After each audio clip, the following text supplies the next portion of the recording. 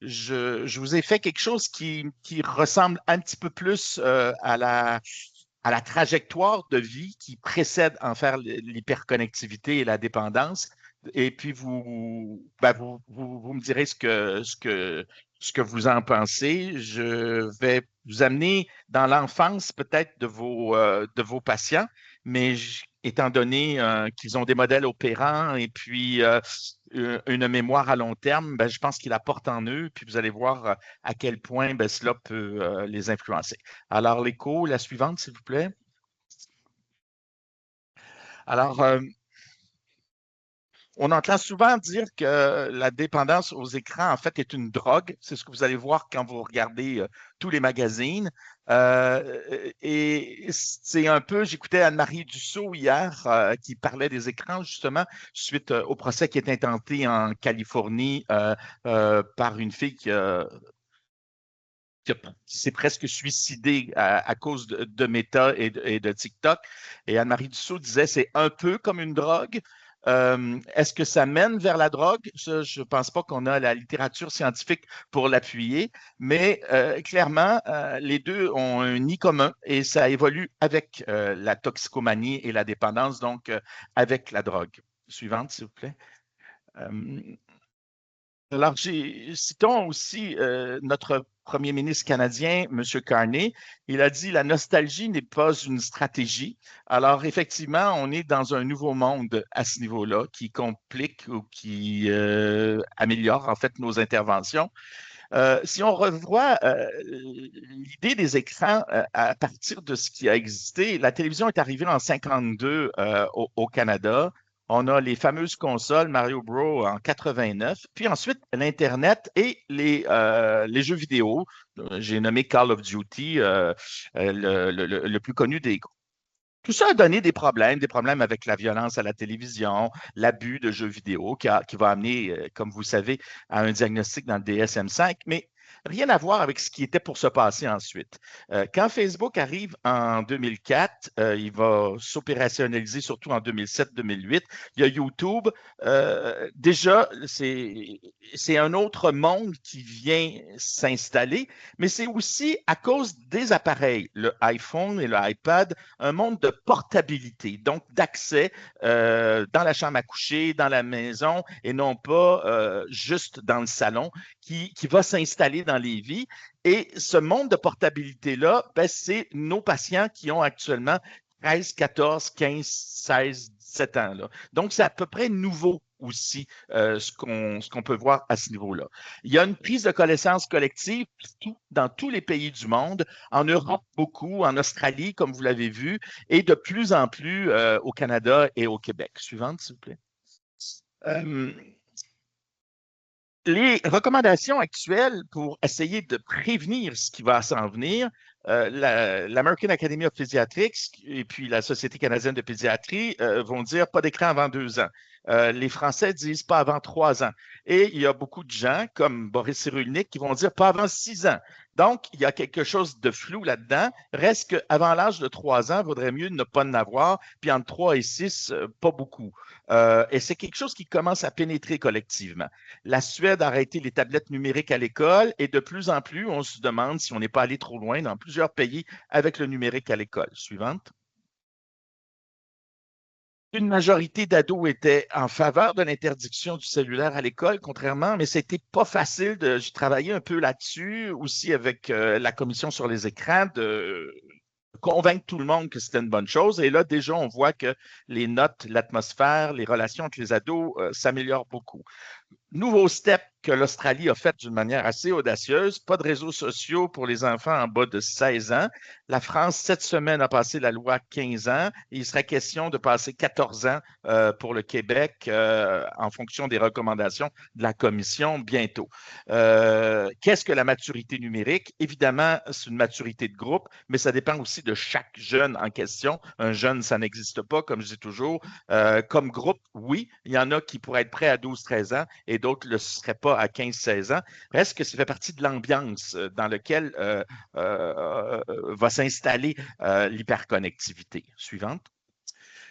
La parentalité aussi est un facteur immensément important. On vient de le voir dans l'histoire de cas que vous avez mis de l'avant dans cette section-là. Alors, vous avez une certaine quantité de parents qui sont encore laxistes, qui ne trouvent pas que c'est un problème, mais qui commencent à s'inquiéter de plus en plus. Et ça, je dirais depuis 2-3 ans. Ceux qui s'inquiètent le plus, c'est souvent les parents d'adolescents à cause des comportements extrêmes, suicide, toxicomanie, agression avec les réseaux sociaux. Donc, vous avez à peu près 2 différences qui viennent illustrer toutes les problématiques qu'on a déjà en termes de parentalité, le sentiment d'être parent, d'exister à travers son enfant et de parentage, c'est-à-dire les techniques en fait de parentalité, la sensibilité des parents, leur disponibilité. Alors tout ça est l'élément fondamental qui va expliquer l'objet ou l'outil et son utilisation. La suivante. J'ai trouvé 4 thèmes qui m'apparaissaient intéressants dans la création d'une hyperconnectivité. Je dirais au départ un vice de portage. Très clairement, l'intérêt pour les écrans est porté par les parents. Le principe de réalité est porté par tous les adultes. Ainsi, les préférences en matière d'habitude de vie se développent dans l'enfance et cela vaut autant pour la sédentarité, les choix d'aliments que la consommation d'écran. Donc, rapidement, il faut y arriver. Et ce qui est une bonne nouvelle, au Québec, 51% des parents des enfants de 5 ans et moins trouvent déjà qu'ils utilisent trop leur sel avec leurs enfants. C'est les dernières statistiques de l'Institut de la santé du Québec, l'enquête québécoise sur la parentalité qui vient de reprendre il y a à peu près 2 ans. Suivante. Important de comprendre, ça c'est sorti la semaine dernière sur Montréal, donc il y a le quart des parents, là, 25-34 ans, 35 à 44 ans, qui passent plus de 4 heures par jour déjà sur des écrans, que ce soit le cellulaire ou une tablette. Alors, c'est ce que l'enfant voit et un enfant relativement jeune. Suivante. L'étude longitudinale sur le développement des enfants de l'Institut de la santé du Québec a montré que même si ce n'est pas recommandé, à 29 mois, il y a le quart, voire la moitié dans les groupes vulnérables, défavorisés, des enfants qui vont déjà faire plus de 2 heures d'écran par jour. Et quand je dis écran, ça peut être iPad, téléphone, télévision, tout ça relié ensemble. Donc, on est déjà dans une recommandation qui est particulière. On cherche des orthophonistes, des ergothérapeutes, on réfère à Sirène, mais en même temps, on a déjà quelque chose qui pourrait nuire au développement de l'enfant à cet âge-là. Au Québec, à 29 mois, un parent sur 10 utilise déjà les écrans, donc une source extérieure pour calmer les enfants. Suivante, s'il vous plaît. Alors, ce qui a été décrit, puis là, je fais ça rapidement, c'est déjà si c'est utilisé en bas de 3 ans et surtout plus d'une heure ou deux, c'était décrit surtout pour plus d'une heure ou deux, déjà des problématiques sensori-perceptives parce qu'on est dans le 2D et pas dans le 3D, des retards de coordination motrice, on va le voir beaucoup dans la prise du crayon à 4-5 ans, des petits retards cognitifs et surtout des problèmes attentionnels de mémoire et des enfants qui ont de la difficulté à rentrer d'une manière autonome dans le jeu et dans le langage. Et on le voit déjà avant l'âge de 3 ans. Déjà aussi au niveau des compétences affectives et sociales, on voit des enfants qui ont une perte d'agentivité, qui se sentent des fois victimes, qui ne rentrent pas tout à fait en connexion et de plus en plus de chercheurs qui l'utilisent, notamment ceux qui suivent le langage. Donc, des enfants qui déjà ont une incapacité à explorer, une difficulté et à prendre des risques. Suivante. Les premiers moments de la vie d'un enfant avec des écrans, c'est où son parent regarde trop l'écran et ne regarde pas assez le bébé, ce qui fait que ça peut donner des problèmes d'équilibre et de cohérence et même des liens avec l'attachement. Et comme ils sont déjà sur un écran, ben, ils explorent moins et ils ont moins de désir. Autrement dit, leur désir est contenu, leur appétence pour l'autre est contenue dans un écran. Il n'y a pas nécessairement besoin du monde pour rentrer. Du moins, c'est l'idée qu'ils s'en fait. On continue. Récemment, et c'est la semaine dernière, une étude a montré à quel point, lorsqu'on regardait des écrans, le circuit cognitif était à risque et il y a des circuits visuo-cognitifs qui fait qu'on ralentit, en fait, la perception cognitive du monde chez certains enfants et on les met à risque d'être déboussolés ou d'être dévitalisé devant des nouvelles informations visuelles. Et ils expliquent l'anxiété dans cet article-là, c'est assez intéressant, c'est dans l'ANSET, que l'anxiété va se créer parce que l'enfant va se sentir diminué par rapport aux autres, par rapport à ses perceptions. Et ils ont fait ça sur à peu près 14 ans. C'est assez fascinant parce que c'est un des premiers articles qui nous montre à quel point il peut y avoir un lien entre la perception d'être au monde, l'anxiété, éventuellement la compétence et l'estime de soi et le fait d'être sur des écrans très précocement. C'est tout neuf, ça vient juste de sortir.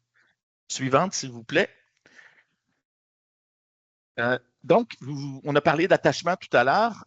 C'est celui vous savez qu'il y a des enfants qui sont désorganisés, familles des fois toxiques, maltraitantes. Il y en a qui sont, comme notre patiente tantôt, à mon sens, plus résistants et d'autres qui sont plus évitants, qui sont dans leur monde. Moi, je les appelle les sumos, les velcro, les solos, comme ma collègue travailleuse sociale, Joanne Lemieux.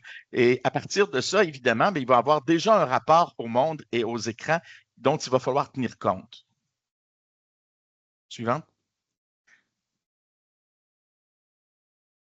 Là, clairement, avant l'âge de 3 ans, et là, c'est les populations que vous voyez souvent beaucoup, le pourcentage d'utilisation des écrans est beaucoup plus grand dans l'enquête québécoise sur la parentalité chez les ménages à faible revenu, familles monoparentales, chez les immigrants de première génération, chez les enfants qui sont déjà vulnérables dans au moins un domaine de développement à cause de leur défavorisation ou pas, quand il y a une maladie psychiatrique maternelle, lorsqu'il y a un désengagement paternel qui est parti et lorsqu'il y a un trouble du lien dans la famille. Alors déjà, on a des études qui montrent un lien entre la cyberaddiction parentale et la dépression plus tard à l'âge de 13-18 ans. Autrement dit, on est déjà capable, avant l'âge de 3 ans, de voir celui qui va avoir une trajectoire de dépendance éventuelle aux écrans à cause de son milieu de vie. Suivante, s'il vous plaît.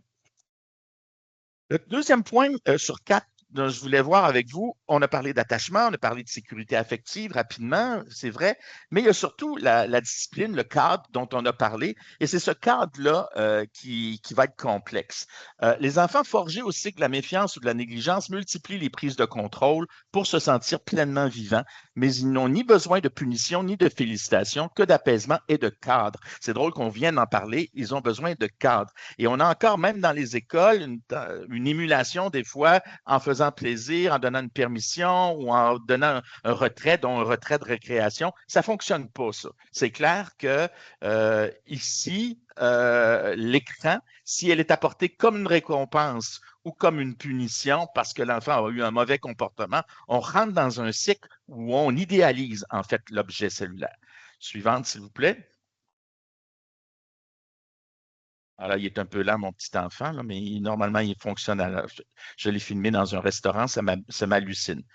Je sais que je n'ai pas le droit de filmer les enfants, là, mais je trouve ça fascinant de voir comment ils peuvent faire un repas complet au restaurant. Suivante, s'il vous plaît. Alors, au Canada, on pourrait parler de 2-3 heures d'écran avant l'âge de 5 ans. Et clairement, c'est particulier de mettre ça avec les autres statistiques qui fait qu'on a un tiers d'enfants vulnérables dans un des domaines de développement ou de comportement à la maternelle. Alors qu'on sait très bien, comme on pourrait le savoir pour la cigarette, que ça donne un problème. Évidemment, dans les groupes défavorisés, il y en a plus. Et évidemment, il y en a aussi dans les mauvaises garderies. Aux États-Unis, ils écoutent jusqu'à 3-4 heures de télévision et d'écran à l'âge de 4-5 ans dans leur garderie privée. Au Québec, c'est maximum une demi-heure auquel ils ont droit, mais malheureusement, ça fait souvent 1 heure et tous les CPE et toutes les garderies où personnellement, moi, j'interdirais ça complètement, s'en servent pour des fins hors pédagogiques. Alors, c'est sûr qu'il y a les écrans à la maison, mais il y a déjà les écrans partout dans la vie. Suivante, s'il vous plaît. Alors, déjà, à 3-6 ans, là, les textes deviennent très forts au niveau de la motricité, de la cognition, de l'imagination, du langage. Alors, vous vous rappelez de ces Teletubbies qui hypnotisent les enfants et qui leur donnent une perte d'agentivité. Mais surtout, ce qui est beaucoup étudié, c'est le langage. Le langage est extrêmement diminué lorsqu'il y a plus de 2 à 3 heures d'écran à cet âge-là. Et ils ont déjà, et ça c'est intéressant pour vos patients plus vieux, une tolérance aux inconforts. Parce que puisque le monde rempli que servent les écrans est toujours là, ils deviennent impossibles, ça devient difficile pour eux de lire d'accepter les pertes, d'accepter le désaccord et tout. Donc, l'intolérance aux inconforts commence beaucoup là-dessus. Et ils ont aussi des problèmes moteurs face à l'écriture et la lecture. Ça, c'est une étude allemande, les petits dessins sur la droite, où ils ont simplement comparé des enfants qui écoutaient 180 minutes de télé par jour en bas à 60 minutes de télé par jour. Et ils ont fait dessiner des bonhommes à l'âge de 6 ans. Alors, non seulement le bonhomme était moins beau et moins complet, mais on voyait à quel point, au niveau de la motricité, il y avait quelque chose de différent. Donc, c'est très clair, ça, au niveau du rendu scientifique. Suivante, s'il vous plaît. Alors, toutes les habitudes vont se créer là déjà. Alors, des enfants qui ne seront pas nécessairement protégés, c'est ce que j'appelle la par-excitation des images qu'ils vont voir. Déjà, une panne d'activité physique, une augmentation de la sédentarité, déjà des pertes de sommeil, des manques de conversation. Ça, c'est très mesuré par les études. Un jeu libre qui doit durer au moins 3 heures à cet âge-là, qui n'est pas là. Un mal de connexion et une régulation émotionnelle qui devient basée des fois sur un écran, sur une tablette, plutôt que sur une perte, que sur un cadre, que sur une manière, en fait, de réguler, en fait, le temper tantrum ou le trouble adaptatif. Déjà, c'est installé avant l'âge de 6 ans. On le voit beaucoup en clinique. Suivante, s'il vous plaît. Euh, il y a aussi au niveau cognitif des choses qui sont décrites. Alors, comme vous savez, l'effet bottom-up versus top-down, comme disent les Américains, comme disaient les Américains, je ne sais plus ce qu'ils disent. L'attention devient extérieure et non intérieure et non réfléchie. Alors, comme les bandes dessinées japonaises fonctionnent vite, c'est lié au temps d'écran, au rythme du montage, ben, les enfants sont de plus en plus distraits par quelque chose qui se passe en dehors d'eux plutôt qu'en dedans d'eux. Et ce qui est très particulier, puis là, les études sont en train de sortir beaucoup là-dessus.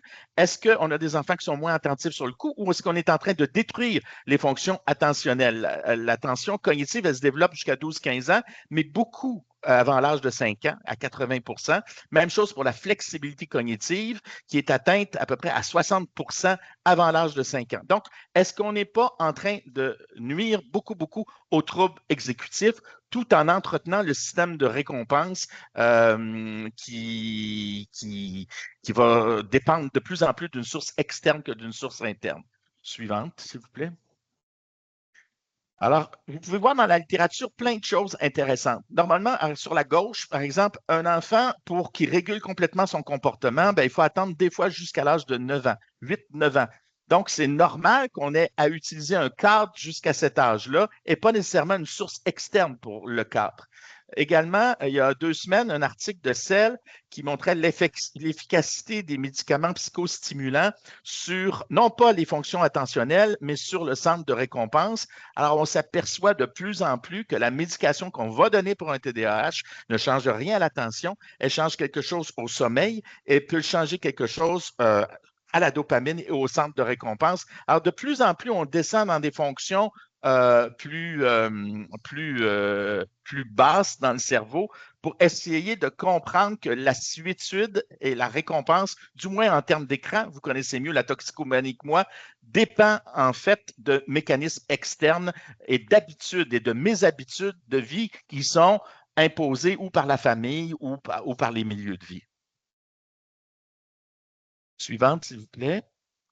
Je vous ai donné des idées d'accompagnement. Quand on apprend la pédiatrie, on dit toujours qu'il faut que l'enfant réussisse à être autonome dans son sommeil et tout, on appelle ça des syndromes d'accompagnement. Alors, est-ce que la suce, on la garde ou pas? La doudou, quand est-ce qu'on l'enlève? La poussette, parce qu'il y a beaucoup de surparentalité maintenant et il y a des enfants qui évitent de marcher et qui sont en poussette à 4-5 ans. La cuillère, est-ce qu'on force la cuillère ou on fait de l'alimentation autonome? Le cododo qui devient de plus en plus un accompagnement, les poupées interactives qui répondent. J'ai mis le couteau suisse aussi pour montrer que la génération passée avait aussi ses dépendances. La bouteille d'eau, ils boivent 1 litre d'eau à chaque heure, ils ont besoin de leur bouteille d'eau. La mélatonine, il y a une nouvelle étude du JANMA qui montre que c'est beaucoup plus inutile qu'on pense, mais ça devient une dépendance sociale. La nomophobie, le peur que votre cellulaire ait plus de batterie, et puis l'intelligence artificielle dont vous dépendez. J'entendais ce matin aussi à la radio à quel point c'était un énorme problème dans les universités pour le tiers des enfants, en fait, des adolescents, des étudiants font juger en fait leur travail, c'est le travail de l'IA, c'est pas leur travail à eux. Donc, on devient de plus en plus dépendant. Donc, c'est une dépendance générale. On continue. Troisième élément, la surparentalité. J'ai accepté de faire la préface de l'édition française de Jonathan Haidt, qui est un psychologue, sociologue américain de New York, et qui a fait, à mon sens, la phase ultime. Là, quasiment, quand j'ai lu ça, moi, j'ai dit, c'est extraordinaire. Overprotection in the real world, beaucoup de gens qui s'inquiètent pour tout, qui les gardent à la maison, qui ne veulent pas qu'ils sortent dehors, qui mettent des casques pour tout, mais under protection in the virtual world. Je trouve que c'est très, très fort et ça explique un peu l'ambiance de la surparentalité d'aujourd'hui.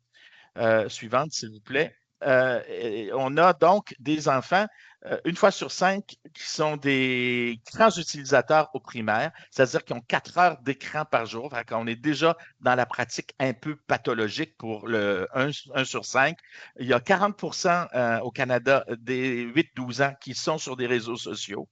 Et 50 qui possèdent déjà leur propre appareil mobile, leur cellulaire, alors que on recommande en pédiatrie de surtout pas en acheter un avant 12-13 ans et peut-être pas mettre tout de suite des réseaux dessus, juste s'en servir pour téléphoner, ce qu'il faut expliquer. Des fois, dans le bureau, je prends mon téléphone puis j'explique à mes patients comment on téléphone, puis qu'on parle à quelqu'un, ou pour les réseaux ou pour les textos. Alors, évidemment, tout ça les éloigne de la nature. Il y a de plus en plus une littérature extraordinaire sur le dehors. Les Français appellent ça le dehors, rendre le dehors aux enfants. Donc, aller dans la nature, marcher pour aller à l'école, faire des excursions, qui est prise par ce temps-là. Donc, la vie devient de plus en plus virtuelle ou, en tout cas, du moins, pas présentielle. On continue. Suivante, s'il vous plaît. Alors, déjà, les habitudes vont être changées à 6-9 ans et là, vous verrez, vous, à partir de vos travaux, à quel point ceci peut amener éventuellement à une autre forme de dépendance. Alors, les activités hors nature diminuent, donc ça peut amener de l'anxiété, de la dépression. Le jeu à risque, on l'a vu l'autre jour avec les interdictions de faire des montagnes de neige dans les écoles, puis les compagnies d'assurance qui s'en occupaient aussi. L'effet intrusif de certaines images, il y a beaucoup d'enfants qui ont été exposés à des traumatismes vicariants, porno, violence et tout. L'érosion de la lecture, alors c'est vraiment 2 à 3 du temps d'écran chez la génération d'adolescents montante. La malnutrition culturelle, parce qu'il y a souvent une monoculture, et tout ça les amène tranquillement vers un décrochage familial, relationnel, académique. J'écoutais l'ergothérapeute là, qui était parmi nous. Je ne reconnais pas votre nom, madame, mais on voit à quel point tous ces éléments-là commencent à diminuer entre 6 et 9 ans et que c'est ça que vous devez réhabiliter pour réamener un adolescent vers le champ de la vie et non de la survie sur des écrans. Suivante, s'il vous plaît. Le quatrième élément, c'est ce que Olivier Houdet, le spécialiste cognitif français, appelle un cerveau biscornu. Vous savez comme moi que les fonctions, l'adolescence, ça se termine à 25 ans. Les fonctions exécutives, elles ne sont pas finies. Le cerveau d'un adolescent est différent. Il est plus vulnérable. Oui, c'est une personne, mais c'est encore une petite personne, donc il a besoin d'être protégé contre, non pas ses incompétences, mais sa vulnérabilité, étant donné son âge. Chaque adolescent doit être vu séparément, mais reste que son cerveau n'est pas celui qu'il aura à l'âge de 22-23 ans. C'est là notre importance comme soignant, c'est de le protéger contre quelque chose qui n'a pas l'air évident. On continue, s'il vous plaît. Alors, entre 5 et 8 heures d'écran loisir maintenant au Québec chez les 9-18 ans. Dès l'âge de 13 ans, 80 du temps éveillé sur des réseaux sociaux. 45 des 11-12 ans sont inscrits sur TikTok alors qu'ils ne devraient pas. La moitié des 12-15 ans se disent dépendants et c'est ce qu'ils avouent dans une enquête qui a été mise de l'avant par Mélissa Généreux en Estrie. Et les écrans demeurent la préoccupation majeure des parents. Alors, tout le monde en parle, mais personne intervient vraiment si... C'est comme si on avait été pris de court. C'est l'attaque des familles, de la société par les réseaux sociaux a été assez transversale et pas frontale. Et là, le reality check est en train de s'installer et c'est à nous et à vous aussi dans Impatiente-moi, votre travail d'essayer ce de jour le ton relier. nom. Allez-y. Suivante, s'il vous plaît. Alors, Évidemment, ça donne beaucoup de plaisir. C'est l'équivalent de jaser sur un quai aussi, d'être au téléphone. Il y a des effets anti-stress, des effets anti-procrastination. On peut y voir des connaissances. C'est d'ailleurs pour ça que c'est un appât aussi. Ça peut amener certaines stratégies relationnelles à ceux qui ont de la difficulté. Ça peut être intéressant pour l'identité et même, il y a une étude formidable, j'ai lu plein, ça peut donner une co-régulation des infos négatives. Quand quelque chose va mal dans le monde, on regarde et on dit, oh mon Dieu, eux autres aussi, ils trouvent que ça va mal et ça leur fait du bien. Donc, c'est quelque chose qui a un bel habit, qui a une belle carapace et qui peut amener à quelque part d'autre. On continue. Il y a le procès aux États-Unis en ce moment sur est-ce que ceci donne une addiction? Est-ce que les compagnies étaient au courant de ça? La plupart de ceux qui sont sortis des Meta, Facebook, etc., disent que oui, qu'il y a une volonté de rendre ça addictif. Vous connaissez toutes ces techniques-là. Il y en a à peu près une quarantaine que j'ai survolées. Il y a le flow, donc, qui fait que, bon, c'est le fun, c'est l'expérience. Toutes les techniques de captologie, c'est le mot, sensorie-perceptive, les notifications que vous connaissez, la popularité avec les j'aime, les algorithmes auto-endoctrinants. Si vous faites Dr. Chiquan, par exemple, sur TikTok, vous allez voir juste du Dr. Chiquan. Fait que je vous conseille de ne pas le faire. Les automatismes, les tromperies, l'argent aussi, les boîtes à butin qui sont interdites en Belgique, par exemple, sur les jeux vidéo.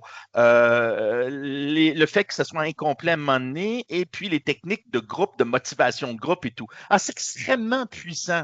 Alors, le mot officiel en français, c'est ludification.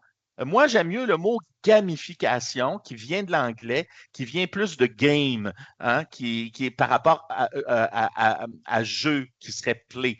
Donc, on est vraiment dans le game là-dedans. Et clairement, là, les poursuites vont commencer partout dans le monde parce que les gens commencent à faire le lien entre certaines habitudes et ça. On continue. Alors, dans les suivantes, s'il vous plaît. Alors, les modifications, ben, il y a deux éléments. Il y a probablement le cerveau de l'adolescent qui est différent et des modifications qui s'installent. L'adolescent, dans son comportement, a tendance à se conformer, des fois à ne retenir que le négatif. Donc, il y a beaucoup de contagion mentale et sociale. Par ailleurs, il y a des biais automatiques versus analytiques là, avec le système 1 et 2. Il va souvent prendre une décision impulsive et moins réfléchie plutôt que l'autre. Donc, ceci amène des défis d'attention, d'inhibition, de flexibilité, surcharge de la mémoire de travail. Ça a été extrêmement décrit à l'école, surtout avec le cellulaire. Moins l'attention que la mémoire de travail qui vient pacter d'informations et des pannes de planification. Parce que moins vous avez de mémoire de travail ou plus elle est chargée, moins vous avez la fonction exécutive de planification qui fonctionne. Alors, tout ça est décrit, c'est très adolescent, mais c'est particulièrement surligné par une de mes habitudes. Et clairement, le circuit de la récompense, dopamine, sérotonine, dans des études faites essentiellement, non pas en toxicomanie, mais avec une addiction sur les réseaux sociaux ou les technologies, est vraiment sollicité. Et c'est un mécanisme que vous connaissez mieux que moi, mais qui est installé de la même façon. C'est peut-être au niveau de la dépendance que c'est beaucoup plus faible, d'où le mot chez certains auteurs entre cyberaddiction et cyberdépendance. Il y a des auteurs qui, au niveau théorique, vous pourrez me renseigner là-dessus, qui ont l'air d'employer plus le mot dépendance lorsqu'il peut y avoir un sevrage et addiction lorsqu'il n'y a pas nécessairement un sevrage. Je trouve ça pas inintéressant. Suivante, s'il vous plaît. Alors, qui est vulnérable? Ben, c'est la même population qu'on continue de voir, ceux qui sont défavorisés, monoparentalité, éducation laxiste ou humiliante, les liens d'attachement insécurisés. Je trouve que le code aujourd'hui, merci à celle qui l'a apporté, représente exactement ce que j'ai à surligner. La faible estime de soi, la dépression, une vision hostile du monde va amener plutôt des troubles de conduite. Donc, vous avez tous les mécanismes de réaction. Clairement, ceux qui ont eu des traumas complexes de la maltraitance ont 2,5 fois plus de risques d'avoir une surutilisation des technologies. Et évidemment, ceux qui ont des troubles exécutifs et le TDAH, vous avez au moins une centaine d'articles publiés sur le TDAH et même de méta-analyses sur le TDAH et la vulnérabilité aux Internet, comme je dis. Suivante. Alors, les chemins de traverse, avant de parler d'addiction, évidemment, les réseaux sociaux, c'est un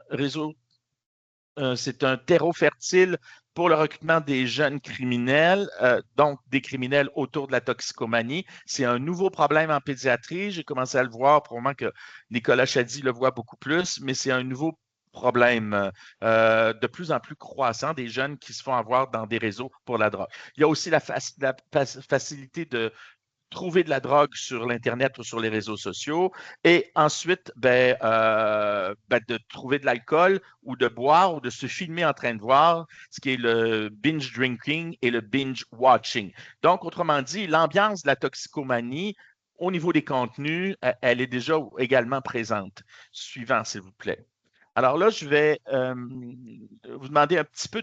J'ai essayé de le résumer, puis vous allez avoir les notes en fonction de ça.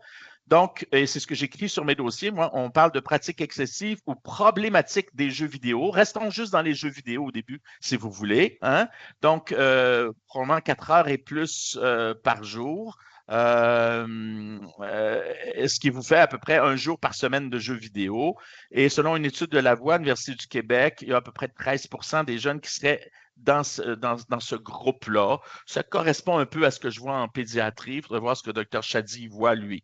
Au niveau de la cyberdépendance, qui est en fait une addiction comportementale aux jeux vidéo, là, c'est vraiment une pratique beaucoup plus excessive et ça correspond aux critères que vous avez en dépendance. Donc, pratique croissante, état de manque quand on n'en fait pas, tolérance, une sévérité sur 12 mois. Donc, ça correspond à la définition classique de la majorité des addictions comportementales.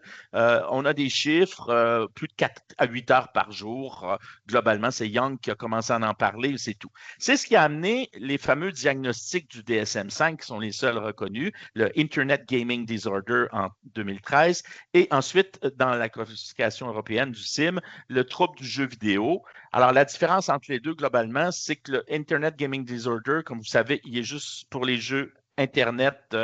L'autre est pour les jeux en ligne ou les jeux en communauté aussi. Donc, ils ont élargi la définition à l'OMS. Il y a des gens qui leur auront reproché et tout, mais restons juste au niveau psychiatrique, c'est les deux seuls diagnostics qui sont reconnus. Suivante, s'il vous plaît. Alors, si on élargit des jeux vidéo à tout le reste, à tous les écrans, donc une pratique excessive d'Internet, de jeux vidéo, de réseaux sociaux, d'écoute en continu. On n'est pas écoute en continu, c'est YouTube ou Twitch. Les achats en ligne, la porno aussi. Tout ça, si on élargit tout ça, ben là, on peut avoir un usage problématique d'Internet qui s'installe et vous avez à peu près, on considère que c'est à peu près au-delà de 4 heures par jour que les effets néfastes vont être. Alors, vous avez évidemment du monde à 2 heures par jour, ça ne fonctionnera pas, et puis à 6 heures par jour, ça ne dérangera pas. Comme je vous ai dit tantôt, à risque d'utilisation des jeux vidéo, c'est 13%, mais à ça, on rajoute un 17% de jeunes avec les réseaux sociaux, ce qui nous fait un grand total d'un adolescent sur 3 qui est à risque d'hyperconnectivité, donc c'est-à-dire à peu près 6 heures par jour, ce qui fait 42 heures par semaine, puis ce qui fait à peu près une vingtaine d'années quand arrive la mort.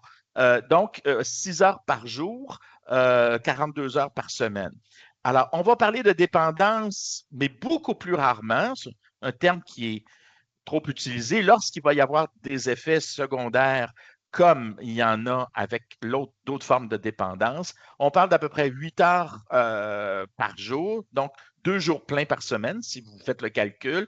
En Australie, il y a un papier qui a dit que c'est 5 à 10 de la population, en Suisse, 7 Il y a une méta-analyse récente qui montrait que c'était entre 4 et 7 de la population. Encore chez La Voix, au Québec, 3,3 de cyberdépendants. Ce qui fait qu'on a facilement un adolescent sur 3 qui est à risque d'usage problématique d'Internet et vous en avez à peu près 1 sur 20 qui est vraiment dans une dépendance. Et ça, c'est une grosse confusion dans les médias puis dans ce qui arrive. Ce qu'il faut retenir, c'est ma diapo suivante, s'il vous plaît, suivante, c'est que même si vous êtes simplement dans un trouble problématique et non dans une dépendance, vous avez souvent un trouble comorbide. Et c'est ça, en fait, qui va mener la problématique. 42 dans une étude de Magali Dufour qui fait des travaux remarquables, vous la connaissez probablement mieux que moi, 42 avaient un TDAH, 28 de dépression, 21 un diagnostic d'anxiété. Donc, c'est ça qui mène le diagnostic pour un pédiatre comme moi, le trouble d'anxiété généralisée, la dépression, le trouble du comportement, le TDAH, voire le trouble alimentaire.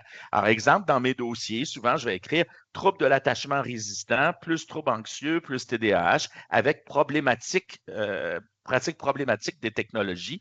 Ça ne veut pas dire qu'il est dépendant, mais ça fait partie, en fait, du package deal qui peut expliquer les éléments. Mais selon moi, c'est une problématique qui est accompagnante des autres. Ce n'est pas celle qui détermine les autres, qui donne les autres. Suivante, s'il vous plaît. Alors, évidemment, les technoférences, elle est importante. Alors, sur le sommeil, c'est extrêmement documenté. C'est d'ailleurs un des problèmes du TDAH. Je ne donne jamais de psychostimulant, moi, quand quelqu'un ne dort pas. Le sommeil, c'est extrêmement important. Et c'est lié beaucoup à la technologie dans la chambre, aux alertes, au scrolling. Le surpoids va s'y installer à cause du trouble de sommeil et ça peut donner une amotivation, une dérégulation des émotions et tout. Vous l'avez bien illustré tout à l'heure avec le patient. Il y a des effets sur l'alimentation, sur la santé physique, sur les performances académiques, très clairement, à 11, 12, 13, 14 ans. Là, sixième année, secondaire 1, secondaire 2, 3, c'est là que ça commence à chuter. Et surtout, sur la connexion humaine, ben, il y a des problèmes de relation avec les pairs, d'engagement, de compromis. Ils ont toujours l'impression d'être atteints par ce qu'ils ont entendu, de réflexion et sur leur sens de leur vie. Ces enfants qui tranquillement, malgré leurs compétences de base, perdent parfois la capacité de comprendre ce qui leur arrive, de gérer ce qui leur arrive, et puis surtout de trouver un sens à ce qui leur arrive, pour prendre la grande théorie d'Antonovsky de la fin des années 80, qui s'appelle la théorie de la salutogénèse, c'est-à-dire comprendre ce qui nous arrive, le gérer et y trouver du sens. Suivante, s'il vous plaît.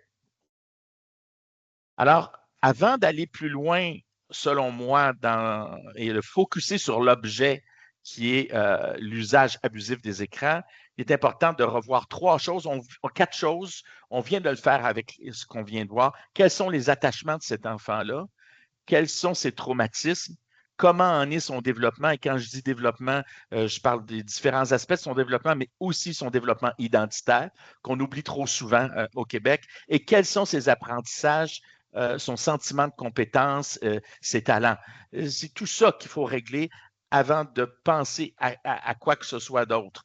Et avant de dire qu'on a simplement une addiction aux jeux vidéo. Et si on règle ces trois éléments-là, vous allez voir que l'addiction devient un détail dans le contexte de ça. Et c'est là-dessus, selon moi, qu'il faut cibler nos soins pour que l'univers de ce jeune-là devienne cohérent, c'est-à-dire compréhensible, gérable et signifiant, comme je viens de vous le mentionner.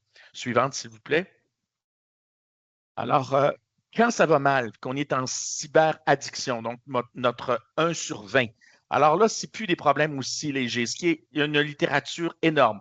Elle est complètement récente, les 2 à 4 dernières années. Il y a 5 ans, on n'aurait pas pu dire ça. Là, on peut le dire. Il y a des éléments en rapport avec la tristesse, la rumination.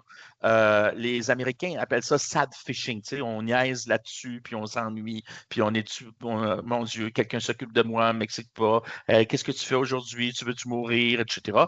Le mal-être, regret, détresse, beaucoup de troubles anxieux, d'anxiété, d'éco-anxiété, de nomophobie, comme je démontre. Donc, beaucoup d'éléments autour de l'anxiété, mais aussi beaucoup d'éléments au niveau dépressif. Les deux choses qui sortent le plus comme trait dans la littérature développementale et psychiatrique pour ce qui est de ça, c'est l'anxiété et la dépression. Alors, l'évitement, mésestime de soi et les idées suicidaires, la fameuse anomie de Durkheim, l'automutilation, le suicide, plus ou moins généré par la situation. Les Japonais ont un mot pour décrire en fait les adolescents. On en a des dizaines dans nos clientèles. Ils appellent ça qui restent dans leur chambre à coucher qui communiquent avec l'extérieur. Ils appellent ça des ikikimori. Alors donc, on a beaucoup d'ikikimori parmi nous qui ont un mélange d'anxiété et de dépression. Est-ce que c'est leur dépression et leur anxiété qui les a amenés là-dessus, ou c'est ceci qui entretient ou les amène dans une véritable dépression ou des idées suicidaires. C'est pour ça que je n'ai pas dit l'œuf ou la poule, c'est l'œuf et la poule en ce moment, très clairement. Suivante, s'il vous plaît. On achève pour les braves. Euh, il y a des éléments au niveau de l'anxiété, de la détresse, mais ce qu'il y a beaucoup, c'est au niveau des troubles de conduite et de comportement. Très clairement, il y a des dérégulations, de l'agressivité, des troubles de comportement et de conduite qui sont causés par l'excès de connectivité. Ça permet aussi la cyberintimidation, la sextorsion, le slut shaming, c'est à traiter une jeune fille de putain, la peace slapping, voir l'autre donner un coup de poing ou s'en prendre à quelqu'un d'autre, et des conduites problématiques. Il y en a moins dans la littérature que au niveau de l'anxiété et de la dépression. J'ai beaucoup cherché pour vous sur la consommation de substances, sur le gambling, qui est parallèle ou causé, ça, je ne peux pas vous le dire. Des beuveries, comme je vous ai nommé. Il y a aussi d'autres éléments qui ont moins rapport à notre sujet d'aujourd'hui, mais de l'hypersexualisation, des stéréotypes sexuels, des états dissociatifs, des impasses identitaires. Ça peut même donner une contagion au niveau des comportements. Quasiment une hystérie collective parfois, puis on l'a vu avec des pseudo-Gilles de la Tourette aussi, mais surtout, ça donne aussi une polarisation affective, et puis je vous propose d'explorer les idées et les dissonances cognitives, le complotisme, le masculinisme des adolescents qui sont trop sur les réseaux sociaux. Leurs idées sont peut-être très différente des vôtres ou de l'idée que vous faites d'eux. La contamination, elle commence par l'affect et elle finit par l'idée. C'est pas parce qu'ils ont des idées dissonantes qui vont aller vers un groupe, c'est parce qu'au niveau affectif, ils ont un problème d'estime de soi, ils sont déprimés et tout, et ils trouvent l'effet rassembleur qui, là, ils vont adhérer à des idées. C'était bien mesuré par l'Institut Jean Jaurès en France. Suivante, s'il vous plaît. Alors, si on regarde au niveau du grand angle, on est mal barré, pas juste comme soignant, mais souvent comme famille ou comme société, parce qu'à chaque fois qu'on essaie d'intervenir là-dessus pour protéger les familles, pour protéger les adolescents, il y a quelque chose d'immensément gros au niveau des jurisprudences et puis des big de l'industrie qui fait que c'est compliqué. Les réseaux sociaux sont traînés en justice actuellement en France, en Australie et aux États-Unis depuis hier.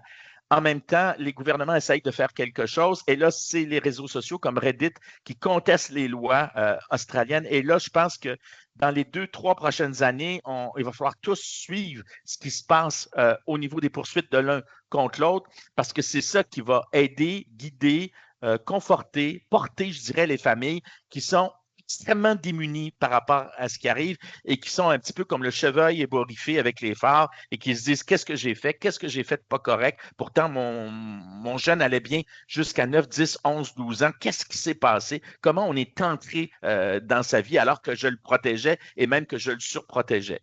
Suivante, j'achève. Un angle clinique maintenant.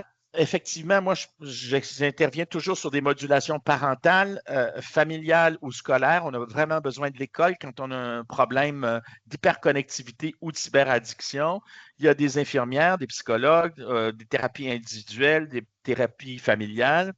Il y a des ressources et des groupes de soutien. Pose ton écran, tel jeune. Vous connaissez bien la réduction des méfaits, la diminution, ça a été fait dans le cas, mais c'est souvent la désactivation. Il y a des études qui ont été faites en une semaine à un mois qui permet d'aller vers un autre événement et c'est ce qui est des fois permis par un placement en centre de réadaptation, des fois juste un mois. C'est ce qui a été utilisé ici, ce n'était pas assez parce qu'on a aussi des modulations parentales à faire, mais souvent ça pourrait aider. Les thérapies cognitivo-comportementales, elles sont très mentionnées toujours. Je sais que Mme Dufour est en train d'explorer avec une des membres là, qui nous écoute aujourd'hui quelque chose au niveau du placement en centre et puis d'un conseil psychologique ou éducatif aux adolescents. Mais la littérature, elle est toute fraîche là-dessus. on est un peu démuni au niveau de l'efficience de ce qu'on a à proposer. Et évidemment, on a une pharmacologie à mettre de l'avant, les psychostimulants, la sertaline, le citalopram pour les éléments anxieux et dépressifs sont décrits dans l'hyperconnectivité et ils fonctionnent. Quand on a des éléments en rapport avec les troubles de conduite ou de comportement, je ne l'ai pas mentionné, moi j'utilise la guanfacine beaucoup, surtout quand il y a des éléments traumatiques reliés à ça. Et je pense qu'il y a tout un champ qui s'ouvre de travail là-dedans et qui est probablement fort différent tout en étant tout à fait similaire, avec beaucoup de similitudes à celui de la toxicomanie et des autres dépendances. Suivante, s'il vous plaît. J'ai un message qui va se tenir en deux, parce que quand vous êtes dans le bureau avec un adolescent, vous avez beaucoup de choses à régler. La question que je me demande, est-ce qu'il y a besoin d'un centre thérapeutique? Vous voyez, je vous fais de la publicité, le grand chemin.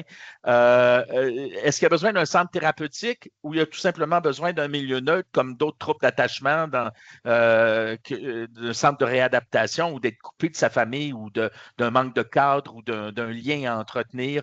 Alors, je ne sais pas. Et ça, on ne peut pas. Mais moi, je pense que pour l'instant, c'est le milieu neutre du centre thérapeutique qui, c'est mon impression, de toute façon, personne ne l'a documenté, qui fait le plus d'effet plutôt.